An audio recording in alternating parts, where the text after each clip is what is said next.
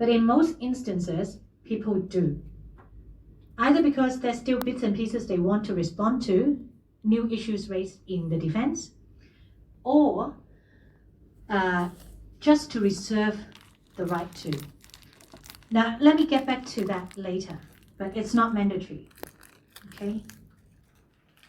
Defense to counterclaim. If there's been a counterclaim, again, as I said, it's like the defendants turning around and putting a sword and say, I'm now claiming you. So the plaintiff must respond just like a defense, right? That's why it's called defense to counterclaim. If the plaintiff wishes to deny the allegations in the counterclaim. Again, guess what three options you have? Admit, not admit, deny. Bingo, 100 marks, okay, 100%. Okay, so exactly the same. If you do not deal with the allegation in the counterclaim, that allegation is deemed to be admitted. Okay, and you have no way to go back. The defense can also apply for default judgment against plaintiff based on that counterclaim. Now we haven't started to deal with default judgment. We will do so, I think, in our next lecture. Okay, this lecture is totally devoted to pleadings because it's very important. Joinder of issue. Now, so you know, for every allegation, I've sort of repeated and nagging like a nanny, like a granny, I should say, like a granny. Admit, not admit, deny. So, something new in the reply. We call joinder of issue. Now, joinder issue is, okay, let's read it out first. Where the defendant has disputed some or all of the plaintiff's allegations, the disputed issues may be deemed to be joined. It may be expressed or implied and operates to traverse the other party's material allegations or non-admissions. Where there's no actual reply to a defense, so there's a defense, but the plaintiff did not make a reply to respond to that, that's an implied joinder of issue of that defense. Now, it sounds like a jumble, and when I first read this, I have no idea. Okay, I have no idea.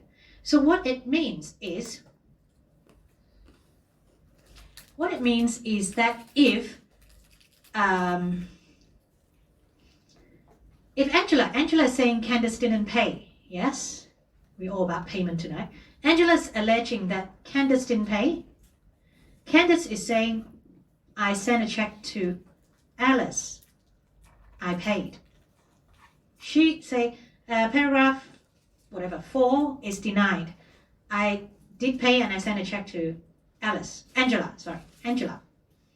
So they directly disagree. Correct? Okay, they directly disagree with each other. One says paid, one says not paid, one says paid. Now, okay, so she said not paid. She said paid. So Angela can go around. Do they go around each other and respond every single time, rounds and rounds? She didn't pay. I paid.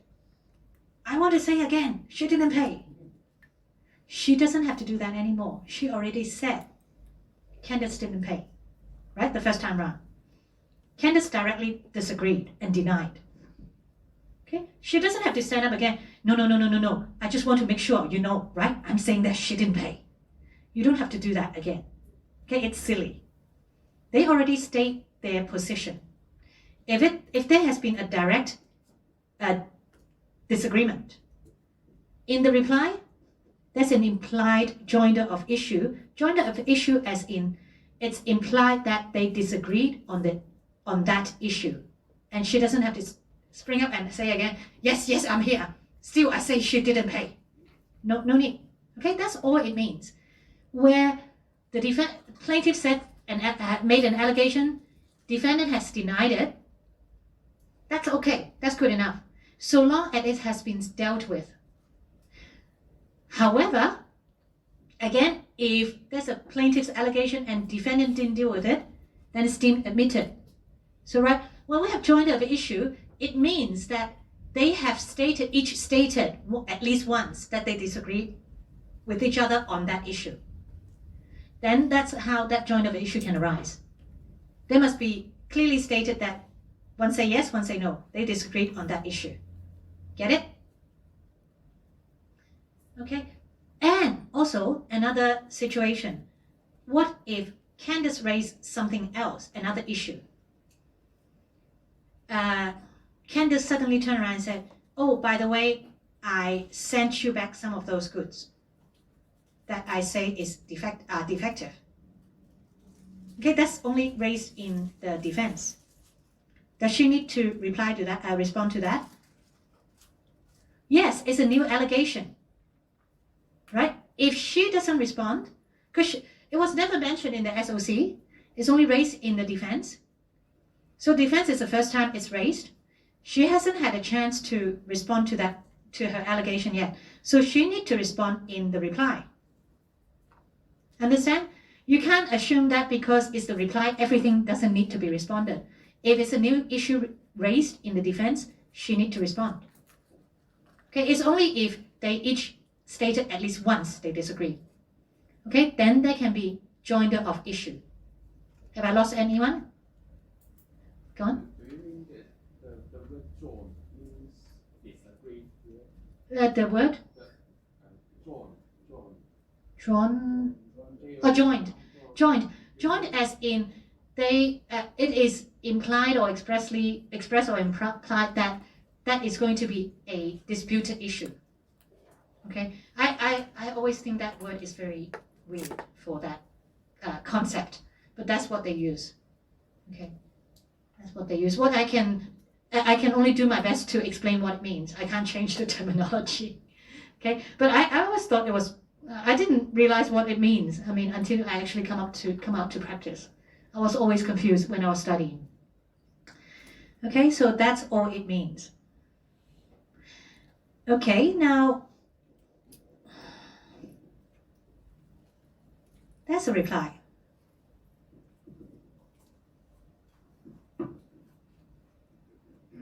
Okay, everything else looks the same. That's a reply section. That's a reply session and a, guess what, defense to counterclaim session. That's how it should look like. Okay, so it will now deal with references to the defense and counterclaims paragraphs, because now it's trying to respond to the defense and counterclaim. Same, adopt the abbreviations, etc., etc. Can you see this? This is the joint of issue, but actually you don't have to say it. It's implied. If you said once, she said once, the payment issue, you disagree, you disagree. Okay. Sometimes, because they are sub-paragraphs, you deal with each one in turn as well. This is more complicated and you don't have to really learn it yet. If you have to draft, when you have to draft, you will learn it. Okay, sometimes, and that's what we mean by each paragraph should only make one allegation. Because many instances, one paragraph, let's say the SOC makes a very long paragraph, it jumbles like 3 allegations. Okay, on such and such a date, let's say on the 31st of December 2020, Peter was driving a company truck and he was looking at the mobile phone, and while driving on the road, and he went past Devil Road and then turned left into and then he was turning the radio, and then too many allegations. So which one do you deal with? Because remember, each one we have to say admit, not admit, deny. If you run 3 or 4 allegations, okay, let's say the date is not in dispute normally on the traffic accident case. What about allegations about, do I respond to the allegation about listening to the mobile phone or turning the radio or turning left through the traffic light? Which one do I respond? So I really have to chop them up. And that's why when we get to the defense, it has to be in response to paragraph 1 as to the allegation about the mobile phone, blah, blah, blah, blah, blah, or the allegation about the mobile phone is denied, this, but it's very cumbersome. Okay, that's why supposedly each paragraph 1 allegation, but in practice, it's normally not done. So again, exactly the same way. When you deal with the reply, you're responding to matters raised in the defense. Okay, and then defense to counterclaim and respond to the defense. Okay, so pretty similar. See here, even though it's a defense to counterclaim, it's quite lengthy in the facts as well. So these facts are particular to the defense to counterclaim. Otherwise, pretty much the same. All pleadings are have to be verified by a statement of truth. Again, this is a company, this litigant, this plaintiff is a company. I, so-and-so, director of plaintiff, duly authorized. If it's a company, they should say that they're duly authorized and they should be, right? Either by board minutes or letter of authorization, etc. Remember our pre-action considerations, right? So they should be authorized. And then just the back page. Notice this is dated and filed. Sometimes they use filed and served, sometimes they use dated and filed. Okay. Any questions on reply and defense to counterclaim or defense and counterclaim? All good?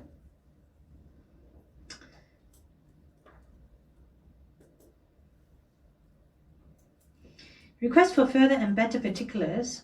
I've probably explained most of it to you. The request for FNBP, that's the short form of it. Now, most people can sometimes just call it, oh yes, I asked for an FNBP. It should be, the proper wording is request for further and better particulars. The answering party, no, the requesting party, the asking party, right? The asking party is making a request for further and better particulars, and the other side is providing or furnishing answers to request for further and better particulars. So request for FNBP may be needed where the alleged facts in a pleading is too broad or vague to clarify facts or issues. The particulars sought must be necessary to dispose of the case, to rule on the case, basically, for fair disposition of case or for the purpose of saving costs. Now, if you make a request and apply to whether by letter or whether by application to court, it can be rejected if the information is irrelevant, or oppressive. Well, irrelevant because it wouldn't be necessary, right? We said it must be necessary. What is requested is evidence, or it is a fishing exercise. Okay, so what is requested is evidence. For example, in one of those fraud cases I told you about, the plaintiff is asking the defendant saying, no, it's for shipment, just like in our example. You know, the payment or the money I received was because I shipped a lot, one lot of fabrics to, in a particular case, to Africa, okay, to Ivory Coast. So the plaintiff trying to fish for evidence is asking, by request for FNBP, okay, so if you say, yes, you're saying that it is for a shipment, you received the money for a shipment. Well, tell me which coast, which date it arrived at Ivory Coast, by which port, which was the container name, what's the name of the container ship, what's the serial number of the container. Are those necessary? Are those necessary details? Now, the case of the defendant is that those money that you allege, plaintiff, you're alleging those money are yours, but I say it's mine and I received it legitimately because I shipped one lot of goods, fabric, to be particular, one lot of goods to a customer of mine. It's in the ordinary course of my business. So go away, plaintiff, right? That's essentially what they're saying. And the plaintiff is turning around saying, okay, well, if you say it's a shipment, I want the container number, I want the shipment number, I want the schedule, I want to know the net weight of the lot of goods. Are those necessary details? Are those important as to what is the rationale behind the defendant's case? Are those necessary details? Do you think the container number or the serial lock number on the container are important and material facts? Irrelevant, right? Essentially, the credibility of the defendant's case will be tested at a later stage. At this stage, the defendant is only telling the basis of receiving the money, that it has a legal and proper basis for receiving the money, and the money is not the plaintiff's. And for that, all it's saying is, yes, on such a day, I ship a lot of goods to my existing customer. That's why I'm receiving the money as the price of goods. Essentially, that's the case. You only need essential facts. You do not need the vessel schedule, the vessel name, the container number, especially when you go to details like that, right? Serial numbers, come on, right? That has no relevance to the case. That goes to evidence. And at the early pleading stage, you are not allowed to test the evidence yet. Okay, not yet. Okay, that comes down to discovery and further stages. You can then ask for documents, that you can then ask for evidence and disclosure. And it's a fishing exercise. What's a fishing exercise? It means see if I can get something out of it, right? That's a fishing exercise. So the plaintiff is saying, let me 等於基本上戳人 right? Okay, so you're asking many questions. Let's see if some loopholes come out. Let's see if any of those stuff that I asked for reveal some weakness or loopholes in the defendant's story. Testing the defendant's case, not the stage yet, at pleading stage. Okay, Million Decade and Tongfai 2016. A request for FNBP is not an opportunity to cross-examine the other party or to spot witnesses in their pleaded case, but rather to clarify the position of the opposite party's case for the purpose of fairness and cost efficiency. So long as the case and the basis is clearly defined, the issues are defined, okay. Right? A request for FNBP should first be made by letter. It's only when your request by letter is rejected, then you go for court. If request not answered, you make an application to the court. Okay, statement of truth, we've sort of talked about it. Pleadings are one of those legal documents that has to be verified. Okay, verified here by statement of truth. Okay, it asserts the facts that, and the party asserts that the party is confirming. The party as in the litigating party, plaintiff, defendant, etc. The party is confirming, the party making that pleading is confirming and verifying the facts stated in that document are true. Must be signed by a party, either an individual if it's a natural person being a litigant, or a senior officer, normally the director of a company. Alternatively, can be signed by a party's legal representative, such as the solicitor, but normally, preferably by the litigants themselves. What has to be verified by statement of truth? Pleadings, the SOC defense reply, FNBP. That's why particulars of pleadings. Amended pleadings, witness statements, and expert reports. So this is Rules of High Court Order 41 is all about statement of truth. So again, pleadings, witness statements, expert reports. A person who verified the statement of truth without honest belief in its truth is liable for contempt of court. Kinform Limited and Choi Loy and Chow Wing Kun. A pleading which is not verified by a statement of truth is liable to be struck out. We're going to look at striking out. Struck out meaning, okay, passive tense, that's all. Striking, application to strike out part of a pleading or whole of pleading, or the whole pleading, we'll look at in a minute. Okay, because if a pleading is not verified by a statement of truth, it's in breach of the requirement and is liable to be struck out. In reality, the court will normally allow you a bit of a chance to go back and verify it, okay? Unless you've been so naughty all the way through and it's been so long. Close of pleadings, okay? Every stage have a closure.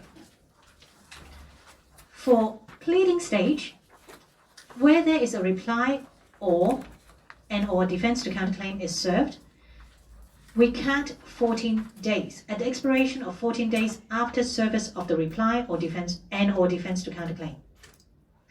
Where there is no reply or defense to counterclaim,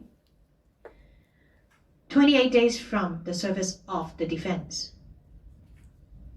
Now, why would I say reply or defense to counterclaim? Because remember, reply is not mandatory. Okay, but if there's a counterclaim you still need, and you need to respond to that, you can even have just a defense to counterclaim without a reply if you think it's not needed. But most of the time they do it in the same document anyway. General timeline, there's a general sort of timeline in your course manual on 94 and 95 page.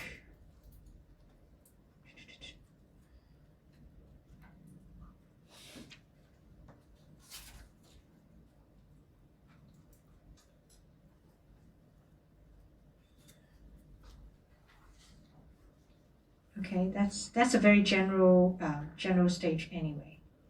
I think that's a general. Okay, and that's an example for you to count the timeline. Okay, let's have a quick look on that.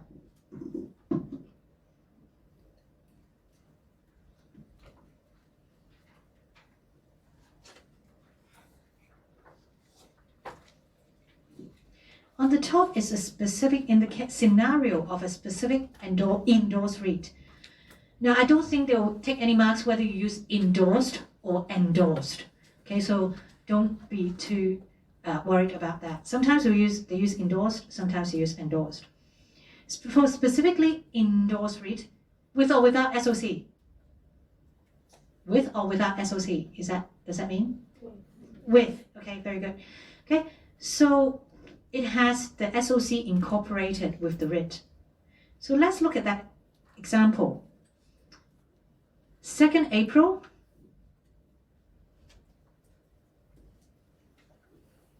I'm looking at the top, right? 2nd of April, writ served to the defendant. Okay, the SOC is within there. There is 14 days for the defendant to return the AS.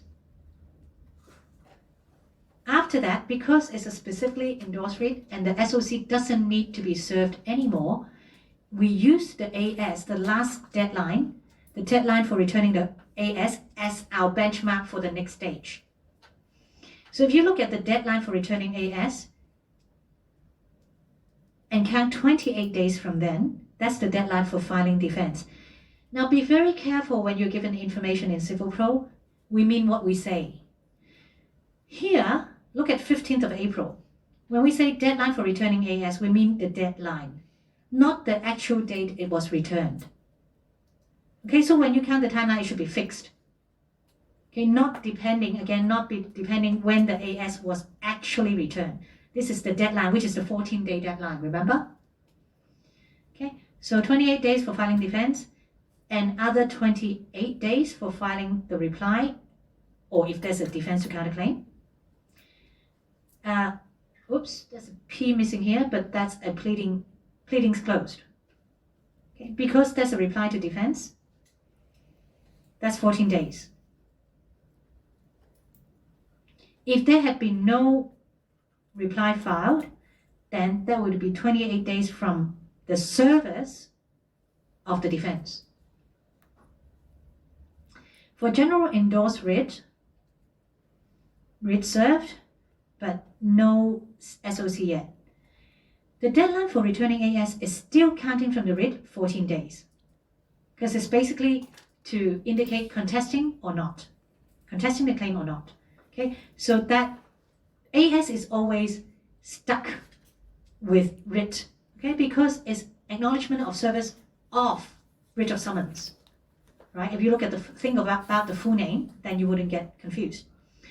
So after that, you have the statement of claim, and the deadline for filing defense is 28 days from SOC, and other 28 days for filing reply if deemed necessary. Again, because there's a reply and or defense to counterclaim, 14 days after the pleadings closed. Okay, close of the pleading stage. Again, if only have defense and no reply, then 28 days from service of defense. Okay. Notice is service.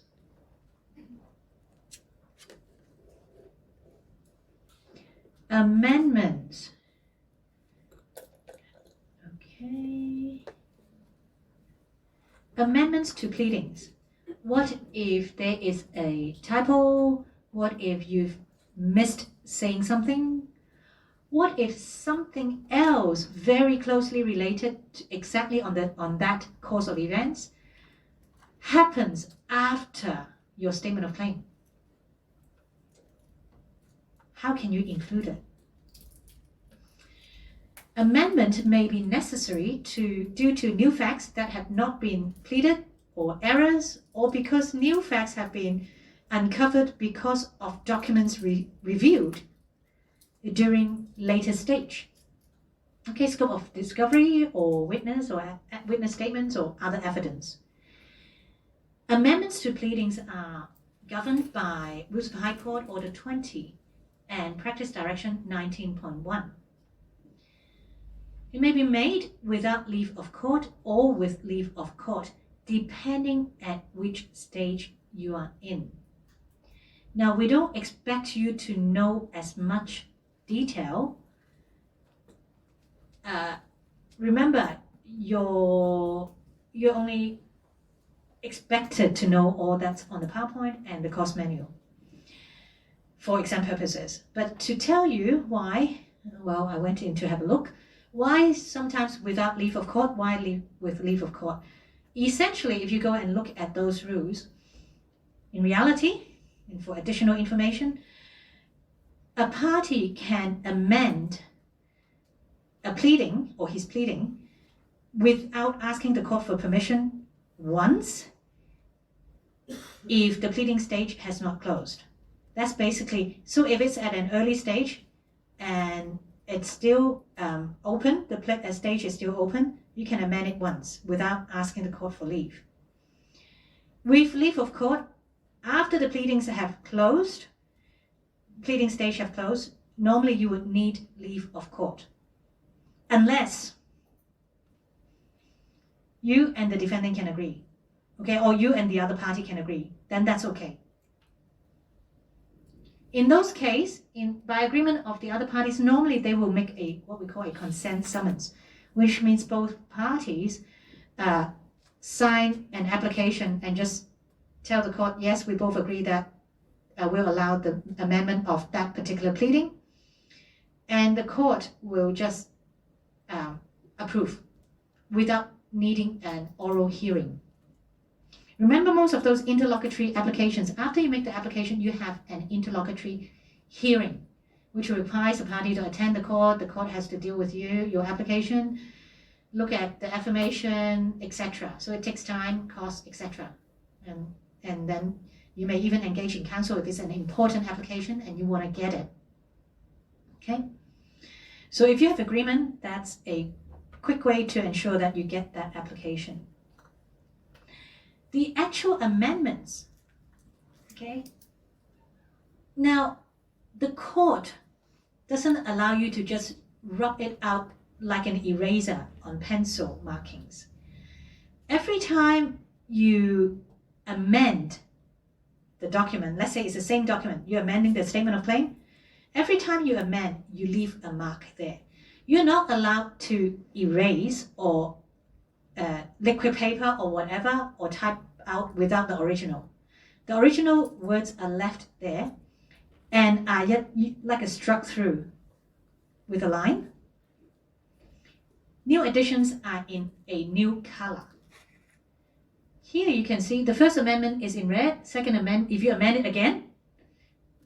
So let's say the first time is an amended, we'll call it an amended statement of claim. Second time is re-amended statement of claim. Third time is re-amended statement of claim. Fourth time, guess what? Re-amended statement of claim. Words that are meant to be deleted, be struck out, like just a strike through, thin line strike through.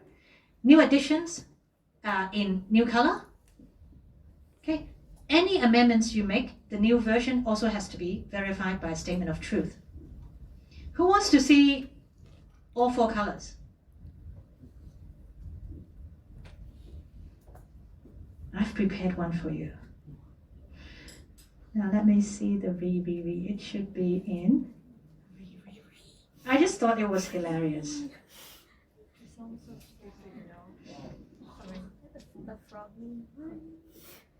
Every time actually, you have, see, whenever you do something in civil procedure, you always leave a mark. Okay, even without this re-amended, okay, only, amended. The first time it was called, you also state, leave a mark there and say, pursuant to which order, whose order?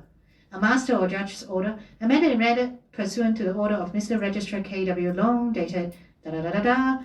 This is the second time, third time, fourth time. Actually, we have to use a matte yellow because if you really use yellow, it won't print or it won't come out, right? And it can't be photocopied as well. Okay, so this is a real case as well. You can see that a defendant has been added in, the last time. Okay, and the last amendment. This is real, right? So the first time, only the word amended is added to reply. So it was an amended reply. The second time is a this is actually green, red, original black, etc. Okay, third, fourth. Quite colorful, yes? Now, this is a pretty sad case because you can see that there's only a reply and more or less on the defendant's side, and is totally being beaten up because there was not much grounds to defend. Please don't take photos. It's okay. I'm only here to show you.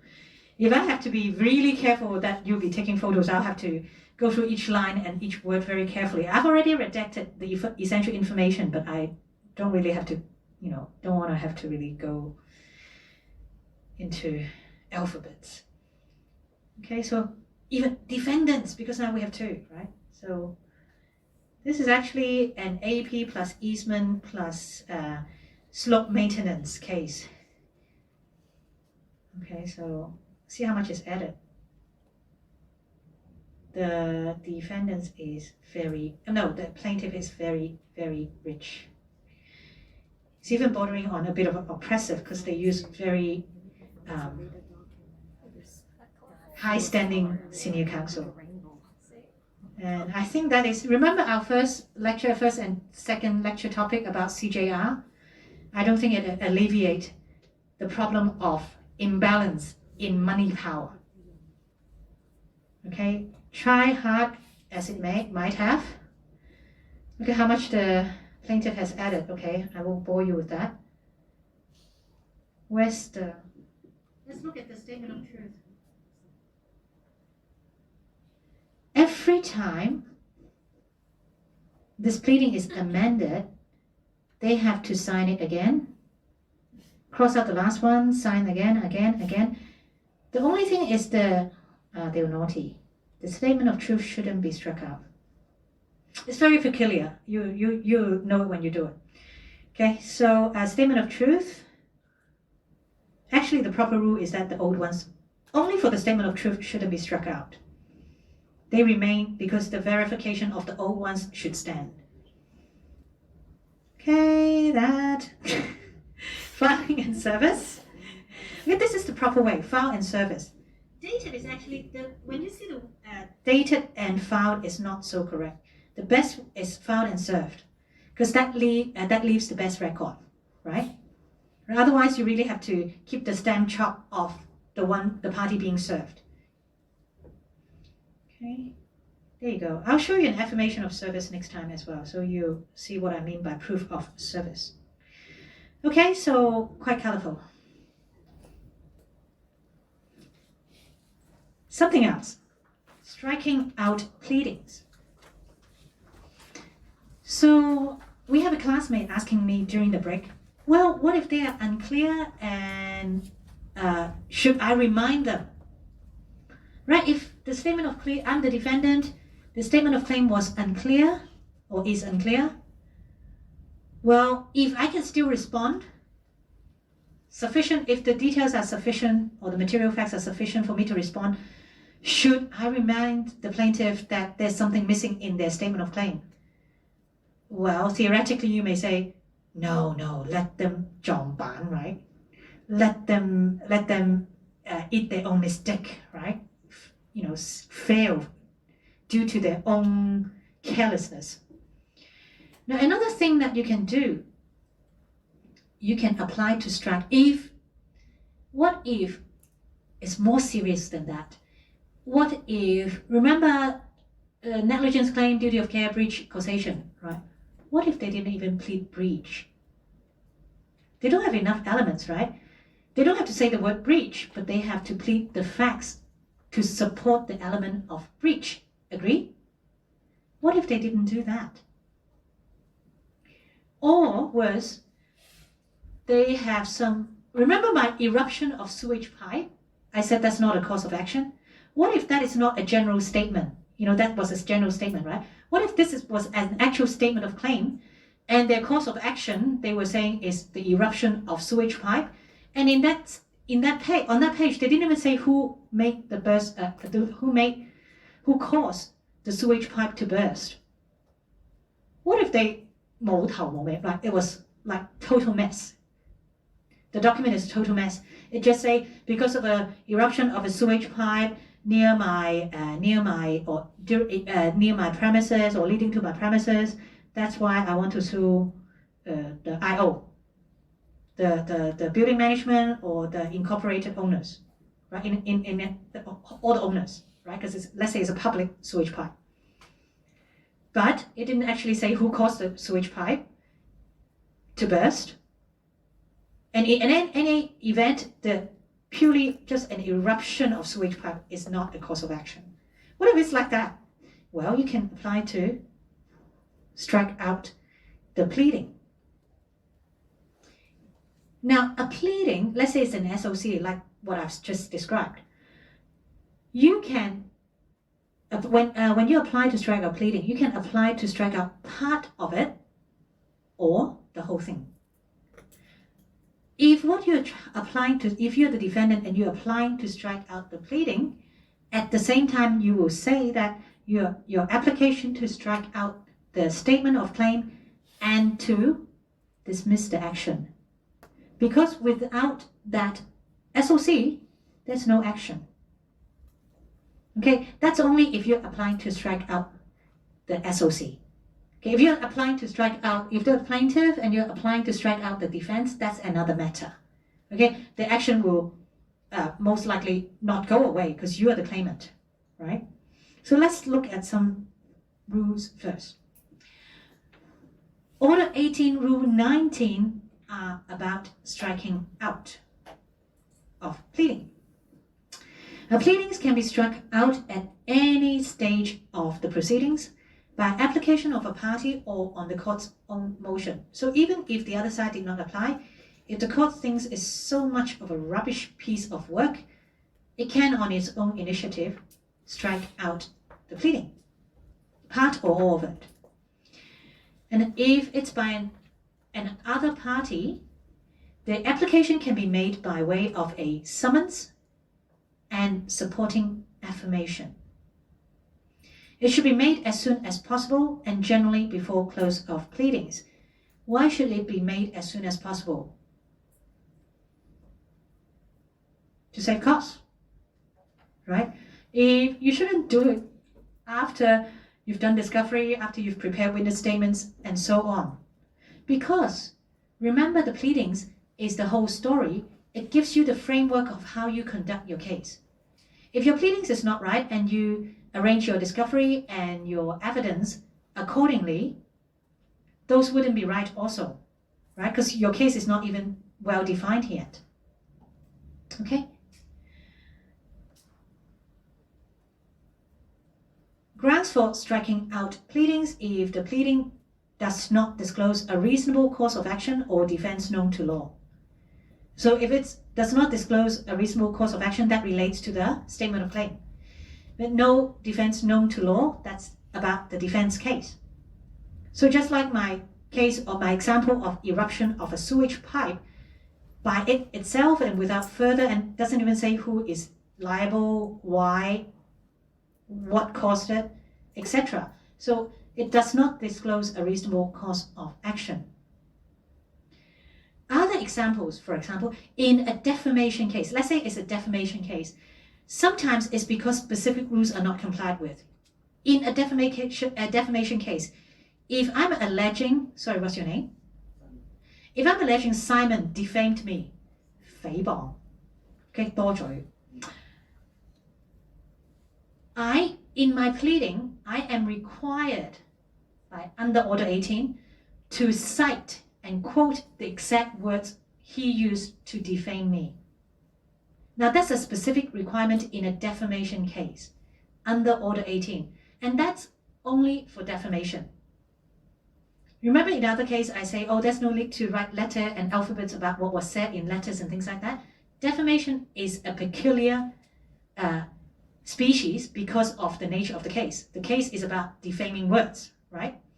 So that's why the words, exact words used must be cited in the pleadings. If I do not do that, that is also no reasonable course of action because I did not comply with the rules that is required. Okay, scandalous, frivolous, and vexatious, meaning it's rubbish. It's most of the time it also relates to, it also imply that the plaintiff is either unreasonable, making frivolous is making things very simple or non-existent courses of action into big, 即係搞大啲嘢. Okay, there is no vexatious is without reason, like being very unreasonable courses of action. It may prejudice or embarrass or delay a fair trial. Many reasons can be for prejudice or embarrass or delay a fair trial. For example, if in a pleadings, now we haven't gone to, we've touched on without prejudice, right? We've touched on without prejudice communications. Now, if I am trying to negotiate with Simon settlement, okay, let's say we have a dispute, we've commenced the we are almost commencing the action. We have communicated in order to try to reach a settlement. Now, those communication made in the attempt to reach a settlement are confidential. They're actually confidential, whether I expressly stated to be without prejudice or not. Now, sometimes you hear people saying WP communications. That means without prejudice, but the full term of it is without prejudice, safe as to cost.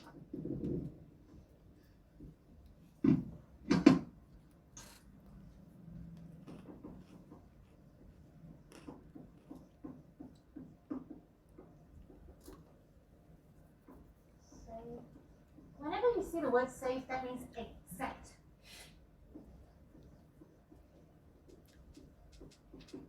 Cost as in 用費. Right? It means that you cannot use those communications to fight your case. Okay? We'll look at it later when we look at sanction offers and sanction payments. But for the time being, just take it that without prejudice, negotiations or communications should be confidential and should not be brought into evidence for the trial in this civil litigation.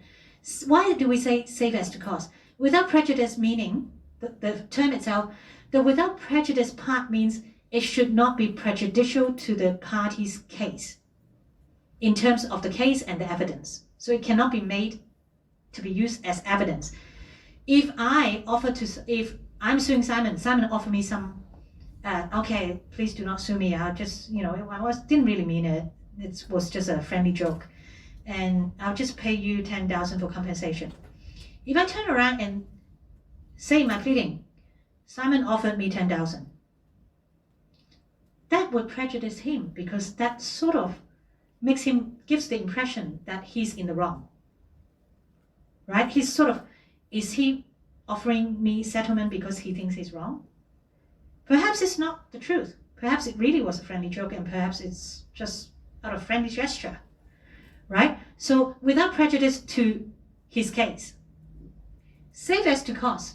Now, if parties make genuine attempts to settle during any stage of the litigation, of civil litigation, it can have a bearing to cost orders at the end of the trial.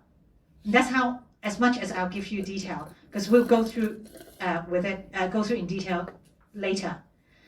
Okay, but so it cannot prejudice the case, but it can have a bearing implications on cost orders at the end of the trial. Okay, if Simon offered me and I rejected the offer and I plowed on with the case, was I reasonable to reject the offer? Those kind of negotiations would have bearing on cost orders by the court after the trial. So if for example, I ventured a bit too far, I was trying to say that an example of prejudicing or embarrassing a fair trial would be if I disclose WP negotiations in my SOC. That would be prejudicial and embarrassing because I shouldn't have done that. Okay, that's an example. Otherwise, it's an abuse of process of the court. We talked about re judicata if the case has been decided before, right? Whether in the same court, in a foreign court. If the same case, let's say the defamation case, have been I have sued Simon before, and that had been decided, but actually the case was in Singapore, and there was actually a judgment on that. Okay, a final judgment on that, and I'm trying to sue Simon the second time. That's re judicata. Remember also parallel proceedings. If there are two court cases running at the same time on the same matter, okay, that's parallel proceedings. Whereas this one has been decided by a competent court before the present case. Okay, 一前一後嘅。Okay, court's power to strike out pleadings is a very drastic power. It should be used in only plain and obvious case. Most of the time, in most instances, the court will allow the party, if it's not too bad, the court will allow the party to amend rather than strike out the whole case. Because if you think about it, if you strike out the whole case, if there really is genuine ground to make a claim, the plaintiff will simply do it again. Right? Do it in a better way, properly, again, if there's been no judgment. Court likely to reject application to strike out if made at a late stage of the proceedings, because it's really prejudicial to the other party. The case involves a developing area of law. Let's say the cause or the reason or the basis for striking out the pleading is not a reasonable course of action. But let's say it's cybersecurity kind of law and it's quite new, still developing. The court may want to let the party pursue it because perhaps, remember, law is an evolution, is an evolving process, right? Over time. So perhaps if we never explore a new area of law and it's developing, we'll never still have tort or trust. Right? So law is a long-term development process. So if it's a developing area of law, the court may allow the pleading to stand and not strike it out. I think we've went through this. About pleading having to be verified by a statement of truth. Parties permit. Okay, the thing that I would look at is the fourth point there. I think the first three we've looked at. Parties are permitted to plead alternative and mutually inconsistent allegations. Now you can have a primary and secondary and alternative case basically.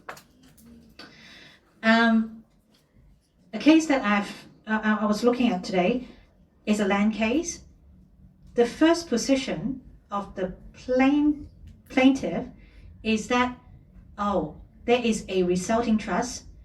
I paid the purchase money. Angela is only holding it for me. Okay, but the legal title is with her. That's why I still don't have the legal title, but I paid all the purchase money for this property. That's why my case is that I own this property as a resulting trust, okay, as Sun Tok, okay, where I have the beneficial title and she has the legal title. My alternative case is, doesn't matter who owns what title or what. I have been living here for over 20 years and having exclusive possession. I'm also, as an alternative case, I'm claiming adverse possession. So that can be a primary case and an alternative case. And you're allowed to plead that. That's all it's saying. Okay, so I'm saying either way, I own this piece of land. On what basis? Well, I have my primary case of beneficial ownership as against Angela. My alternative case is that I have been having exclusive possession of this piece of land or premises for over 20 years, now only need 12 years, so I have possessory title anyway. So I'm claiming title to this piece of land one way or another, and those are my alternative case. So in a pleading, in one single document, you can plead alternative basis of your claim. Is that okay? Must plead all real issues. I think we've covered that enough times. The court can, on its own motion, require a party to amend its own pleadings.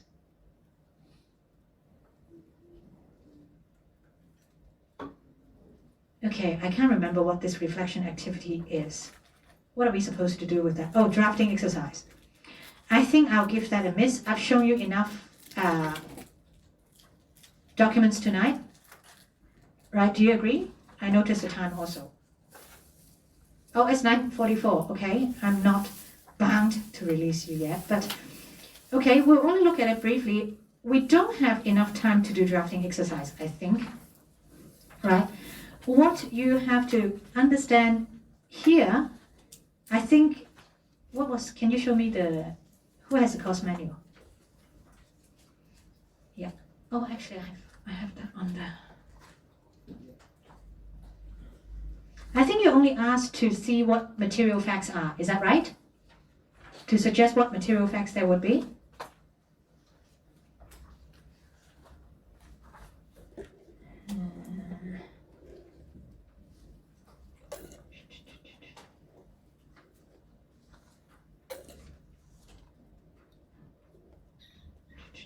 Where are we?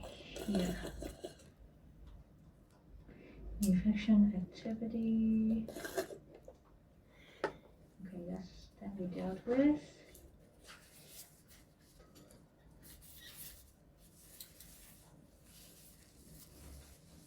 Okay, I think the first thing is only about material facts. And I think we've done that during our discussion. Do you still want to go through with that?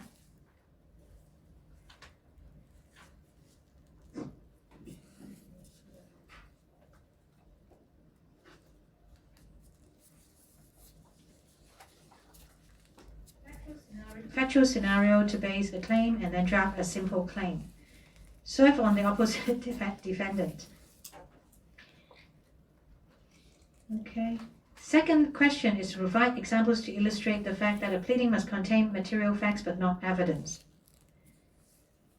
And that you cannot plead law but may raise a point of law.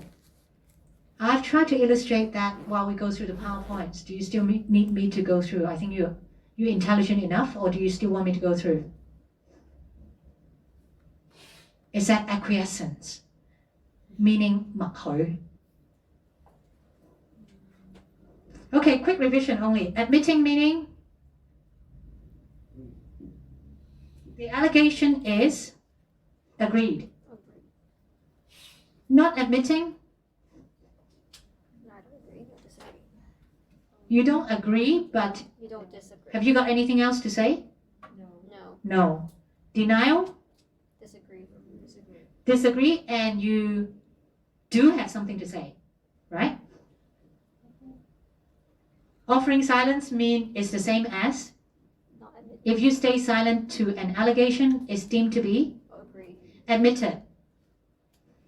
Okay, what's the position of a party intending to reply to a defense? Playing with words, isn't it? Okay, intending to reply to a defense. Plaintiff or defendant? Defend. Plaintiff, yes. What's the jurisdiction for striking out pleadings? So it can be Irrelevant. on application of the party or on the court's own motion, okay, by the court's own initiative. Can you provide some examples of pleadings that may be struck out? No reasonable course of action, Irrelevant. prejudicial,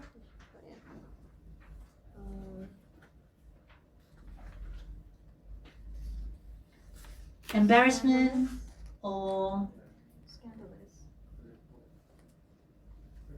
prejudice, yes.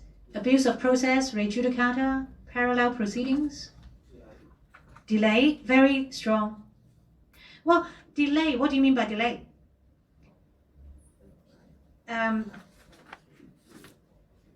Vexatious. Yeah, if it's very parallel proceeding, re judicata, those are abuse of process, vexatious, frivolous.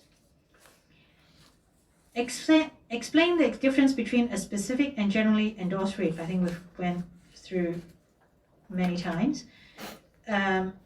Specifically endorsed writ with or without. Generally without. Okay, so examples when generally endorsed writ might be used. Now, what we know about generally endorsed writ, if we don't have enough information yet, we all know that scenario, yes? Let me tell you one more reason, one more scenario when they want to separate it. Confidentiality. Now the writ with whatever is incorporated with the writ is a publicly searchable document. You can go to the registry and look for it if you know the case number, whatever. If you're a celebrity and you want to sue somebody, you don't want that much exposed. So you may have a writ with a general, which is generally endorsed without the statement of claim, issued at the court registry in the morning. You may file the SOC in the afternoon as a separate document. If you want to do it as soon as possible, that may be what you'd want to do, because the details you want to kept confidential. Okay, you make the general that general endorsement of claim, that general statement, as brief as possible. Okay, that's another reason, and a very real and frequently used reason. Okay, I think we'll stop at here tonight.